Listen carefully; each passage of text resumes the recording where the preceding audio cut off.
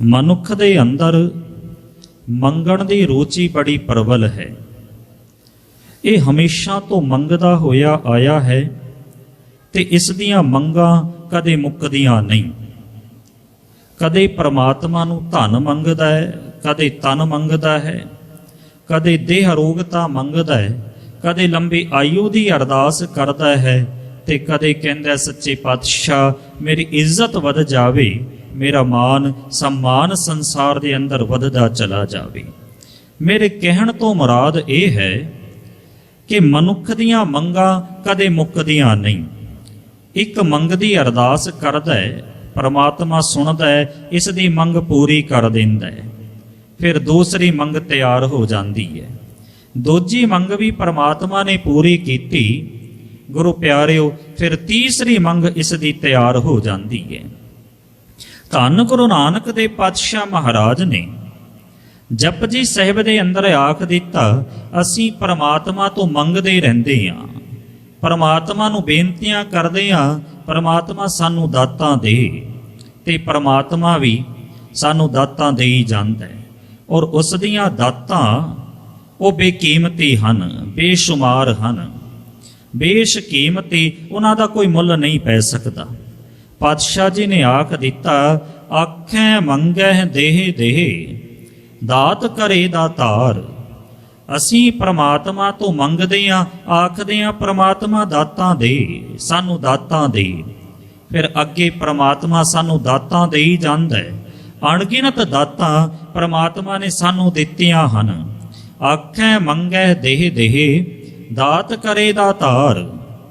ਮਨੁੱਖ ਦੀਆਂ ਦਾਤਾਂ ਜੋ ਪ੍ਰਮਾਤਮਾ ਨੇ ਦਿੱਤੀਆਂ ਅਣਗਿਣਤ ਦਾਤਾਂ ਹਨ, ਤੇ ਮਨੁੱਖ ਇਹਨਾਂ ਦਾਤਾਂ ਨੂੰ ਲੈ ਕਰਕੇ ਵੀ ਰਜਦਾ ਨਹੀਂ, ਇਸ ਦੇ ਅੰਦਰ ਸੰਤੋਖ ਨਹੀਂ ਆਉਂਦਾ। ਹੋਰ ਮੰਗਾਂ ਅੱਗੇ ਤੋਂ ਅੱਗੇ ਮੰਗਾਂ ਇਸ ਦੀਆਂ ਉੱਠਦੀਆਂ ਜਾਂਦੀਆਂ ਹਨ। ਅਸੀਂ ਗੁਰੂ ਦੇ ਦਰ ਤੇ ਆਉਂਦੇ ਹਾਂ ਤੇ ਕੁਝ ਨਾ ਕੁਝ ਮੰਗਦੇ ਹਾਂ, ਅਰਦਾਸ ਕਰਦੇ ਹਾਂ, ਸੱਚੇ ਪਾਤਸ਼ਾਹ ਮੈਨੂੰ ਇਹ ਮਿਲ ਜਾਵੇ, ਸੱਚੇ ਪਾਤਸ਼ਾਹ ਮੈਨੂੰ ਇਹ ਮਿਲ ਜਾਵੇ। ਪਰ ਸਤਿਗੁਰੂ ਨੇ ਆਖ ਦਿੱਤਾ, ਸਿੱਖਾ ਤੇਰੀਆਂ ਮੰਗਾਂ ਬਹੁਤ ਨੇ, ਪਰ ਇੱਕ ਮੰਗ ਐਸੀ ਮੰਗ ਹੈ ਜਿਹੜੀ ਸਭ ਤੋਂ ਉੱਤਮ ਮੰਗ ਹੈ, ਜਿਹੜੀ ਸਭ ਤੋਂ ਚੰਗੀ ਮੰਗ ਹੈ। ਉਹ ਮੰਗ ਕੀ ਹੈ? ਉਹ ਮੰਗ ਹੈ ਪਰਮਾਤਮਾ ਦੇ ਨਾਮ ਦੀ ਮੰਗ। ਸਤਿਗੁਰੂ ਨੇ ਆਖਿਆ, ਮੰਗਣਾ ਮੰਗਨ ਨੀਕਾ ਹਰ ਜਸ ਗੁਰ ਤੇ ਮੰਗਣਾ। ਕਹਿਣ ਲੱਗੇ ਭਾਈ, ਮੰਗਣਾ ਮੰਗਨ ਨੀਕਾ, ਨੀਕਾ ਦਾ ਅਰਥ ਹੈ ਚੰਗਾ। ਸਭ ਤੋਂ ਜਿਹੜੀ ਚੰਗੀ ਮੰਗ ਹੈ ਉਹ ਕੀ ਹੈ? ਹਰ ਜਸ ਗੁਰ ਤੇ ਮੰਗਣਾ, ਕਿ ਤੂੰ ਗੁਰੂ ਦੇ ਦਰ ਤੇ ਆ ਕਰਕੇ ਪਰਮਾਤਮਾ ਦੇ ਨਾਮ ਦੀ ਮੰਗ ਕਰ। ਸਾਧ ਸੰਗਤ, ਇਹ ਮੰਗ ਐਸੀ ਮੰਗ ਹੈ ਜਿਸ ਮੰਗ ਤੋਂ ਬਾਅਦ ਦੁਨੀਆ ਦੀਆਂ ਸਾਰੀਆਂ ਮੰਗਾਂ ਖਤਮ ਹੋ ਜਾਂਦੀਆਂ ਹਨ। ਜੇ ਪਰਮਾਤਮਾ ਦਾ ਨਾਮ ਮੰਗ ਲਿਆ, ਫਿਰ ਮਨੁੱਖ ਦੇ ਅੰਦਰ ਦੂਸਰੀਆਂ ਮੰਗਾਂ ਨਹੀਂ ਰਹਿ ਜਾਂਦੀਆਂ। ਪਰਮਾਤਮਾ ਦਾ ਨਾਮ ਅੰਦਰ ਸੰਤੋਖ ਪੈਦਾ ਕਰ ਦਿੰਦਾ ਹੈ। ਦੁਨੀਆ ਵੀ ਸਾਰੀਆਂ ਮੰਗਾਂ ਉਹ ਖਤਮ ਹੋ ਜਾਂਦੀਆਂ ਹਨ। ਇੱਕ ਅਦੀਬ ਦਾ ਬੜਾ ਪਿਆਰਾ ਬਚਨ ਉਹ ਲਿਖਦਾ ਹੈ, ਕਹਿੰਦਾ ਸਭ ਕੁਛ ਖੁਦਾ ਸੇ ਮੰਗ ਲਿਆ, ਖੁਦਾ ਕੋ ਮੰਗ ਕਰ। ਕਹਿੰਦੇ ਮੈਂ ਖੁਦਾ ਪਾਸੋਂ ਖੁਦਾ ਨੂੰ ਮੰਗਿਆ, ਸਮਝ ਲਓ ਮੈਂ ਦੁਨੀਆ ਮੰਗ ਲਈ। ਸਭ ਕੁਛ ਖੁਦਾ ਸੇ ਮੰਗ ਲਿਆ, ਖੁਦਾ ਕੋ ਮੰਗ ਕਰ। ਉੱਠਤੇ ਨਹੀਂ ਹਬ ਆਤ ਮੇਰੇ ਇਸ ਦੁਆ ਕੇ ਬਾਅਦ। ਕਹਿੰਦਾ ਇਸ ਦੁਆ ਤੋਂ ਬਾਅਦ ਹੁਣ ਮੇਰੀਆਂ ਮੰਗਾਂ ਖਤਮ ਹੋ ਗਈਆਂ। ਹੁਣ ਮੈਂ ਕਿਸੇ ਦੇ ਅੱਗੇ ਹੱਥ ਨਹੀਂ ਫੈਲਾਉਂਦਾ, ਹੁਣ ਅੱਗੇ ਜਾ ਕਰਕੇ ਮੰਗਾਂ ਨਹੀਂ ਰੱਖਦਾ, ਕਿਉਂਕਿ ਮੇਰੇ ਅੰਦਰ ਦੀ ਤ੍ਰਿਸ਼ਨਾ ਉਹ ਮੁੱਕ ਗਈ। ਸਾਧ ਸੰਗਤ, ਪਰਮਾਤਮਾ ਦੇ ਨਾਮ ਦੀ ਮੰਗ ਐਸੀ ਮੰਗ ਹੈ, ਜਿਸ ਨੇ ਪਰਮਾਤਮਾ ਦਾ ਨਾਮ ਮੰਗ ਲਿਆ ਉਸ ਦੀਆਂ ਸਾਰੀਆਂ ਮੰਗਾਂ ਮੁੱਕ ਗਈਆਂ। ਭਾਈ ਸਾਹਿਬ ਭਾਈ ਨੰਦ ਲਾਲ ਸਾਹਿਬ ਦੇ ਇੱਕ ਬੜੀ ਪਿਆਰੀ ਰੁਬਾਈ ਆਉਂਦੀ ਹੈ। ਭਾਈ ਸਾਹਿਬ ਆਖਦੇ ਨੇ ਕਿ ਹਰੇਕ ਮਨੁੱਖ ਦੁਨੀਆ ਦੇ ਅੰਦਰ ਰਹਿੰਦਾ ਹੋਇਆ ਉਹ ਕੁਝ ਨਾ ਕੁਝ ਪਰਮਾਤਮਾ ਤੋਂ ਮੰਗਦਾ ਹੈ। ਦੁਨੀਆਵੀ ਪਦਾਰਥ ਮੰਗਦਾ ਹੈ ਤੇ ਦੁਨੀਆਵੀ ਪਦਾਰਥ ਮੰਗ ਕੇ ਇਹਨਾਂ ਦੇ ਰਾਹੀਂ ਅੱਗੇ ਵਧਣਾ ਤੇ ਫੁੱਲਣਾ ਚਾਹੁੰਦਾ ਹੈ। ਪਰਮਾਤਮਾ ਮੈਨੂੰ ਇਹ ਪਦਾਰਥ ਮਿਲ ਜਾਣ, ਮੈਨੂੰ ਚੰਗਾ ਘਰ ਮਿਲ ਜਾਵੇ, ਮੈਨੂੰ ਚੰਗਾ ਮਹਿਲ ਮਿਲ ਜਾਵੇ, ਮੈਨੂੰ ਚੰਗੀਆਂ ਗੱਡੀਆਂ ਮਿਲ ਜਾਣ, ਜਿਨ੍ਹਾਂ ਦੇ ਨਾਲ ਮੈਂ ਅੱਗੇ ਵਧਦਾ ਜਾਵਾਂ। ਦੁਨੀਆ ਦੇ ਅੰਦਰ ਮੇਰਾ ਮਾਨ ਸਨਮਾਨ ਵੱਧ ਜਾਵੇ। ਭਾਈ ਸਾਹਿਬ ਭਾਈ ਨੰਦ ਲਾਲ ਸਾਹਿਬ ਕਹਿੰਦੇ ਨੇ ਦੁਨੀਆ ਦੇ ਅੰਦਰ ਰਹਿੰਦਾ ਹੋਇਆ ਹਰੇਕ ਮਨੁੱਖ ਪਰਮਾਤਮਾ ਤੋਂ ਦੁਨਿਆਵੀ ਮੰਗਾ ਮੰਗਦਾ ਹੈ। ਉਹ ਕਹਿੰਦੇ ਕੋਈ ਮੰਗਦਾ ਹੈ ਹਾਥੀ, ਕੋਈ ਮੰਗਦਾ ਹੈ ਘੋੜੇ, ਕੋਈ ਮੰਗਦਾ ਹੈ ਧਨ, ਕੋਈ ਮੰਗਦਾ ਹੈ ਸੋਨਾ, ਕੋਈ ਮੰਗਦਾ ਹੈ ਚਾਂਦੀ। ਪਰ ਹੇ ਨੰਦ ਲਾਲ, ਜੇ ਤੂੰ ਮੰਗੇ ਪਰਮਾਤਮਾ ਨੂੰ ਤੇ ਤੇਰੀ ਮੰਗ ਕੀ ਹੋਵੇਗੀ? ਭਾਈ ਨੰਦ ਲਾਲ ਸਾਹਿਬ ਕਹਿਣ ਲੱਗੇ ਮੇਰੀ ਮੰਗ ਇੱਕੋ ਹੋਵੇਗੀ, ਉਹ ਹੋਵੇਗੀ ਪਰਮਾਤਮਾ ਦੀ ਯਾਦ ਦੀ ਮੰਗ, ਪਰਮਾਤਮਾ ਦੇ ਨਾਮ ਦੀ ਮੰਗ।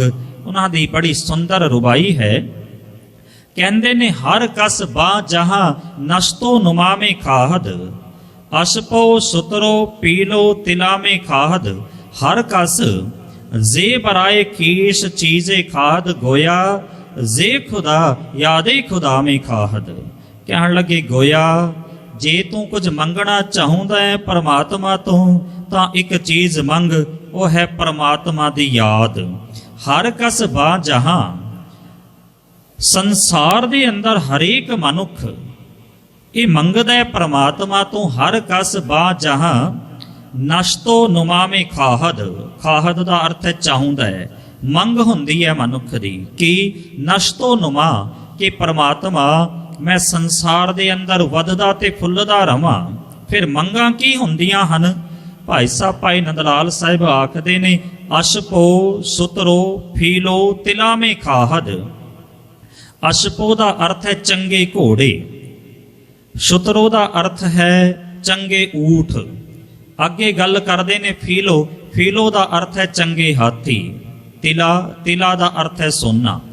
ਅਸ਼ਪੋ ਸੁਤਰੋ ਫੀਲੋ ਤਿਲਾਵੇਂ ਖਾਹਦ, ਹਰ ਕਸ ਜੇ ਬਰਾਏ ਚੀਜ਼ ਖੇਸ਼ ਖਾਹਦ। ਕੋਈ ਦੁਨੀਆਵੀ ਚੀਜ਼ਾਂ ਮੰਗਦਾ ਹੈ ਪਰ ਅਖੀਰਲੀ ਤੁਕ ਦੇ ਅੰਦਰ ਭਾਈ ਸਾਹਿਬ ਭਾਈ ਨੰਦ ਲਾਲ ਸਾਹਿਬ ਨੇ ਆਖ ਦਿੱਤਾ ਗੋਇਆ ਜੇ ਖੁਦਾ ਯਾਦੇ ਖੁਦਾਵੇਂ ਖਾਹਦ। ਹੇ ਨੰਦ ਲਾਲ, ਹੇ ਗੋਇਆ, ਜੇ ਤੂੰ ਪਰਮਾਤਮਾ ਦੇ ਦਰ ਤੋਂ ਕੁਝ ਮੰਗਣਾ ਚਾਹੁੰਦਾ ਹੈ ਤਾਂ ਇੱਕੋ ਮੰਗ ਕਰ। ਉਹ ਮੰਗ ਕੀ ਹੈ? ਉਹ ਮੰਗ ਹੈ ਪਰਮਾਤਮਾ ਦੀ ਯਾਦ, ਉਹ ਮੰਗ ਹੈ ਪਰਮਾਤਮਾ ਦੇ ਨਾਮ ਦੀ ਮੰਗ। ਭਾਈ ਸਾਹਿਬ ਭਾਈ ਨੰਦ ਲਾਲ ਸਾਹਿਬ ਨੇ ਇੱਕ ਥਾਂ ਤੇ ਹੋਰ ਆਖ ਦਿੱਤਾ, ਕਹਿਣ ਲੱਗੇ ਭਾਈ ਜਿਹੜਾ ਪਰਮਾਤਮਾ ਦੇ ਨਾਮ ਦਾ ਭਿਖਾਰੀ ਬਣ ਗਿਆ, ਜਿਸ ਨੇ ਪਰਮਾਤਮਾ ਦਾ ਨਾਮ ਮੰਗ ਲਿਆ, ਕਹਿੰਦੇ ਉਹ ਦੁਨੀਆ ਦਾ ਬਾਦਸ਼ਾਹ ਬਣ ਜਾਂਦਾ ਹੈ। ਬਾਦਸ਼ਾਹ ਕਿਵੇਂ ਬਣ ਜਾਂਦਾ ਹੈ? ਕਿਉਂਕਿ ਨਾ ਤਾਂ ਉਸ ਦੇ ਅੰਦਰ ਇੱਛਾ ਰਹਿੰਦੀ ਹੈ ਕਿ ਮੈਂ ਦੁਨੀਆ ਦਾ ਬਾਦਸ਼ਾਹ ਬਣਾ, ਨਾ ਉਸ ਦੇ ਅੰਦਰ ਰਾਜ ਦੀ ਇੱਛਾ ਰਹਿੰਦੀ ਹੈ, ਨਾ ਉਸ ਦੇ ਅੰਦਰ ਤਾਜ ਦੀ ਇੱਛਾ ਰਹਿੰਦੀ ਹੈ। ਇਸ ਕਰਕੇ ਉਹ ਦੁਨੀਆ ਦਾ ਸਭ ਤੋਂ ਵੱਡਾ ਬਾਦਸ਼ਾਹ ਬਣ ਜਾਂਦਾ ਹੈ। ਉਹਨਾਂ ਦਾ ਸ਼ੇਰ ਹੈ, ਆਖਦੇ ਨੇ ਗਦਾਏ ਕੁਵੇ ਧੁਰਾ ਮੈਲ ਬਾਦਸ਼ਾਹੀ ਨੇਸਤ, ਹਵਾਏ ਸਲਤਨਤੋ ਜ਼ੋਕ ਕੱਜ ਕੁਲਾਹੀ ਨੇਸਤ। ਗਦਾਏ ਦਾ ਅਰਥ ਹੁੰਦਾ ਹੈ ਮੰਗਤਾ, ਕੁਵੇ ਦਾ ਅਰਥ ਹੈ ਗਲੀ। ਗਦਾਏ ਕੁਵੇ ਧੁਰਾ, ਹੇ ਪਰਮਾਤਮਾ, ਜੋ ਕੋਈ ਤੇਰੇ ਦਰ ਦਾ ਮੰਗਤਾ ਬਣ ਜਾਵੇ, ਮੈਲ ਬਾਦਸ਼ਾਹੀ ਨੇਸਤ, ਫਿਰ ਉਸ ਨੂੰ ਬਾਦਸ਼ਾਹੀ ਦੀ ਇੱਛਾ ਨਹੀਂ ਹੁੰਦੀ। ਹਵਾਏ ਸਲਤਨਤੋਂ, ਹਵਾਏ ਦਾ ਅਰਥ ਹੈ ਇੱਛਾ ਮੰਗ, ਸਲਤਨਤੋਂ ਰਾਜ। ਹਵਾਏ ਸਲਤਨਤੋਂ ਜ਼ੋਕ ਕੱਜ ਕੁਲਾਹੀ ਨੇਸਤ। ਨਾ ਉਸ ਨੂੰ ਰਾਜ ਦੀ ਇੱਛਾ ਰਹਿ ਜਾਂਦੀ ਹੈ, ਨਾ ਉਸ ਦੇ ਅੰਦਰ ਤਾਜ ਦੀ ਇੱਛਾ ਰਹਿ ਜਾਂਦੀ ਹੈ। ਜਿਹੜਾ ਗੁਰਬਾਣੀ ਨੇ ਬਚਨ ਆਖਿਆ, ਜਿਹੜਾ ਮਨੁੱਖ ਪਰਮਾਤਮਾ ਦੇ ਨਾਮ ਦੀ ਮੰਗ ਕਰਦਾ ਹੈ ਨਾ, ਉਹ ਤਾਂ ਆਖ ਦਿੰਦਾ ਹੈ ਰਾਜ ਨਾ ਚਾਹੂੰ ਮੁਕਤ ਨਾ ਚਾਹੂੰ, ਮਨ ਪ੍ਰੀਤ ਚਰਨ ਕਮਲਾਰੇ। ਸਾਧ ਸੰਗਤ, ਦੁਨੀਆਵੀ ਮੰਗਾਂ ਸਾਨੂੰ ਪਰਮਾਤਮਾ ਤੋਂ ਤੋੜ ਦਿੰਦੀਆਂ ਹਨ, ਪਰ ਪਰਮਾਤਮਾ ਦੀ ਮੰਗ ਸਾਨੂੰ ਪਰਮਾਤਮਾ ਦੇ ਨਾਲ ਜੋੜਦੀ ਹੈ। ਜਦੋਂ ਅਸੀਂ ਦੁਨੀਆਵੀ ਮੰਗਾਂ ਪਰਮਾਤਮਾ ਦੇ ਦਰ ਤੇ ਕਰਦੇ ਹਾਂ, ਗੁਰੂ ਦੇ ਦਰ ਤੇ ਕਰਦੇ ਹਾਂ, ਤਾਂ ਇਹ ਦੁਨੀਆਵੀ ਮੰਗਾਂ ਸਾਡਾ ਰਿਸ਼ਤਾ ਪਰਮਾਤਮਾ ਦੇ ਨਾਲ, ਗੁਰੂ ਦੇ ਨਾਲ ਨਹੀਂ ਜੁੜਨ ਦਿੰਦੀਆਂ। ਇਹ ਮੰਗਾਂ ਸਾਨੂੰ ਪਰਮਾਤਮਾ ਤੋਂ ਤੋੜ ਦਿੰਦੀਆਂ ਹਨ। ਪਾਤਸ਼ਾਹ ਨੇ ਇਸ ਕਰਕੇ ਆਖ ਦਿੱਤਾ, ਦਾਤ ਪਿਆਰੀ ਵਿਸਰਿਆ ਦਾਤਾਰਾ। ਦਾਤ ਮਿਲੀ ਤੇ ਦਾਤਾਰ ਪਰਮਾਤਮਾ ਵਿਸਰ ਜਾਂਦਾ ਹੈ, ਭੁੱਲ ਜਾਂਦਾ ਹੈ। ਸਤਿਗੁਰੂ ਨੇ ਕਿਰਪਾ ਕੀਤੀ, ਕਹਿਣ ਲੱਗੇ ਸਜਣਾ, ਜੇ ਤੂੰ ਗੁਰੂ ਦੇ ਦਰ ਤੇ ਆ ਕਰਕੇ ਕੁਝ ਮੰਗਣਾ ਚਾਹੁੰਦਾ ਹੈ ਤਾਂ ਫਿਰ ਪਰਮਾਤਮਾ ਦੇ ਨਾਮ ਦੀ ਦਾਤ ਮੰਗ। क्योंकि जे इस दात तो बगैर दूजियां दातां मंगेगा ਤਾਂ ਉਹ ਤੇਰੇ ਅੰਦਰ ਕਦੇ ਟਿਕਾਉ ਪ੍ਰਾਪਤ ਨਹੀਂ ਹੋਣ ਦੇਣਗੀਆਂ। ਸਤਿਗੁਰੂ ਨੇ ਕਿਰਪਾ ਕੀਤੀ, ਬਚਨ ਆਖ ਦਿੱਤਾ, ਵਿਣ ਤੁਧ ਹੋਰ ਜੇ ਮੰਗਣਾ, ਸਿਰ ਦੁੱਖਾਂ ਕੈ ਦੁੱਖ, ਦੇਹ ਨਾਮ ਸੰਤੋਖੀਆ, ਉਤਰੈ ਮਨ ਕੀ ਭੁੱਖ। ਪਰਮਾਤਮਾ, ਜੇ ਮੈਂ ਤੇਰੇ ਨਾਮ ਤੋਂ ਬਗੈਰ ਹੋਰ ਕੁਝ ਮੰਗਦਾ ਹਾਂ ਤਾਂ ਇਹ ਸਭ ਤੋਂ ਵੱਡੇ ਦੁੱਖ ਹਨ, ਇਹਨਾਂ ਵਿੱਚ ਸੁੱਖ ਕੋਈ ਨਹੀਂ। ਵਿਣ ਤੁਧ ਹੋਰ ਜੇ ਮੰਗਣਾ, ਸਿਰ ਦੁੱਖਾਂ ਕੈ ਦੁੱਖ, ਦੇਹ ਨਾਮ ਸੰਤੋਖੀਆ, ਉਤਰੈ ਮਨ ਕੀ ਭੁੱਖ। ਸੱਚੇ ਪਾਤਸ਼ਾਹ ਆਪਣੇ ਨਾਮ ਦੀ ਦਾਤ ਦੇ, ਕਿਉਂਕਿ ਨਾਮ ਦੇ ਨਾਲ ਅੰਦਰ ਸੰਤੋਖ ਪੈਦਾ ਹੁੰਦਾ ਹੈ, ਔਰ ਜਦੋਂ ਸੰਤੋਖ ਪੈਦਾ ਹੋ ਜਾਂਦਾ ਹੈ ਨਾ ਤਾਂ ਫਿਰ ਤ੍ਰਿਸ਼ਨਾ ਦੀ ਅੱਗ ਮੁੱਕ ਜਾਂਦੀ ਹੈ, ਮਨੁੱਖ ਦੀਆਂ ਸਾਰੀਆਂ ਮੰਗਾਂ ਖਤਮ ਹੋ ਜਾਂਦੀਆਂ ਹਨ। ਸਾਧ ਸੰਗਤ, ਦੁਨਿਆਵੀ ਦਾਤਾਂ ਦੇ ਨਾਲ ਕਿਵੇਂ ਦੁੱਖ ਪ੍ਰਾਪਤ ਹੁੰਦੇ ਹਨ, ਦੁਨਿਆਵੀ ਦਾਤਾਂ ਦੇ ਨਾਲ ਮਨੁੱਖ ਕਿਵੇਂ ਆਪਣੇ ਪ੍ਰੀਤਮ ਤੋਂ ਟੁੱਟ ਜਾਂਦਾ ਹੈ। ਇੱਕ ਸਾਖੀ ਦੀ ਸਾਂਝ ਆਪ ਜੀ ਦੇ ਨਾਲ ਪਾਵਾਂ। ਕਹਿੰਦੇ ਇੱਕ ਰਾਜਾ ਬੇ ਔਲਾਦ ਸੀ। ਸ਼ਾਦੀ ਤੋਂ ਕਈ ਸਾਲਾਂ ਬਾਅਦ ਤੱਕ ਰਾਜੇ ਦੇ ਘਰ ਕੋਈ ਔਲਾਦ ਪੈਦਾ ਨਹੀਂ ਹੋਈ।